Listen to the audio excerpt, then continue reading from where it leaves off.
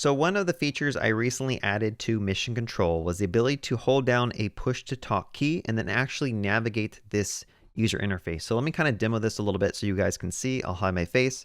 If I click and hold this mic button, switch to Mission Control, that'll automatically switch over to any of my projects that I have loaded up. So for example, I have one called Owl Tales. I have one called Academy. Switch to Academy. Open a new session. What is the capital of Colorado? Okay. Open a session. What is the capital of Colorado? We can also just kick it off directly like that.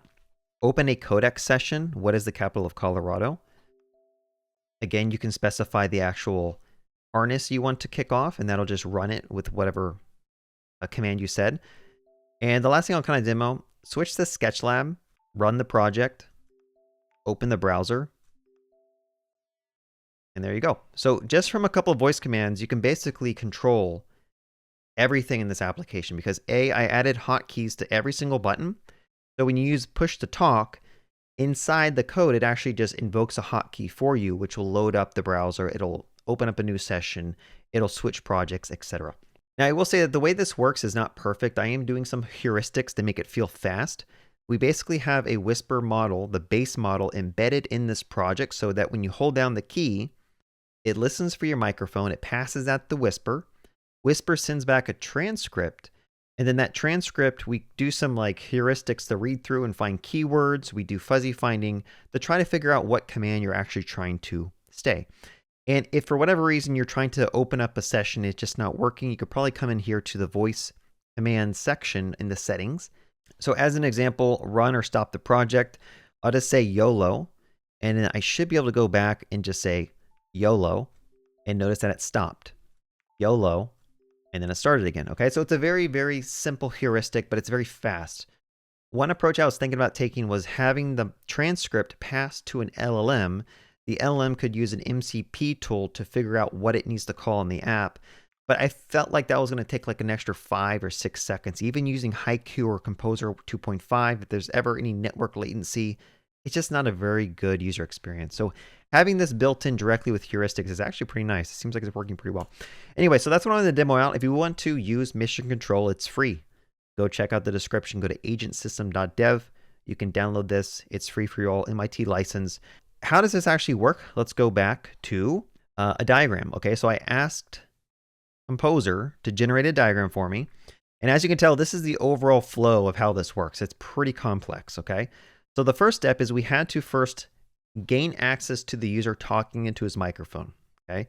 So when you push the talk key, we basically have an Electron command that listens for the web audio API, and then we start listening for the talk, and then we release the microphone.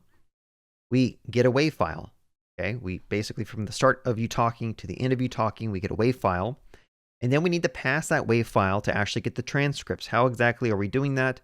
I'm using something called Whisper CPP, right? This is a C++ Whisper model, basically, that I can embed in Electron. And it runs pretty fast. I'm using the base model. It does add on to like 300 megabytes. Actually, it adds on to 142 megabytes of disk, 388 megabytes of memory, which is quite a lot of additional memory usage in disk. But I think having the local model so that your voice is never leaving and going to a remote server, I think that's a really good solution, okay? So that leads us to this step 13 or 12, right? We need to transcript that WAV file. And the way we do that is we embedded that Whisper CPP library inside the project. And when you first try to run it, it actually kicks off another web server running on your computer, okay? We have this Whisper server tool that's running, which basically runs this base model. And then we can just send that WAV file over to it, which it then gives us back some text. Now, I will say the accuracy with the base model, it's like 80%. You know, sometimes I notice that it cuts stuff off really early. If I'm speaking too fast, it doesn't catch everything. I have to slow down a little bit. Overall, I'm pretty impressed with this thing, this model that I can just embed in my Electron app. But anyway, at this point, we get back the transcript. And this is where the magic happens of figuring out what voice command to run, because it's pretty crazy. I can't even read this chart. This chart is like insane. So maybe I'll scroll down to this one. Yeah, so this is how it works. We get the transcript text. And then we have a command router. So it does parse voice command regex and fuzzy project match. Okay. So we run some regex over the transcript to try to figure out what keywords you've said. But then we also have some fuzzy project string matching to try to figure out, what project you may be thinking about or talking about. Okay. And we have a router that tries to figure out, based on these different commands, switch, run, browser, diff, ship, script. Let me see what script is real quick. There should be a way. Run a custom script, deploy to prod, run your script name. So I have a script over here called deploy, run deploy. Oh, there you go. Now it's actually running this deploy script that was up here, which is pretty cool. I'm going to cancel that though. Now, like you saw, it's not 100% accurate. I'm trying to figure out and tune it to make it more accurate. Run deploy script. See, that time it didn't get it. Run deploy. That time it did. So I don't know. I got to figure it out. It's kind of complicated, of course. But okay, so here's an overview of saying like run deploy. How does this actually work? And I will state that AI generated all this code in this whole flow.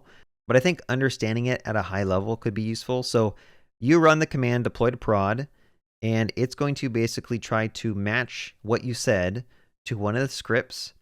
And then it runs these algorithms. So we have like a fuzzy matcher, a Levenstein double metaphrase on script name.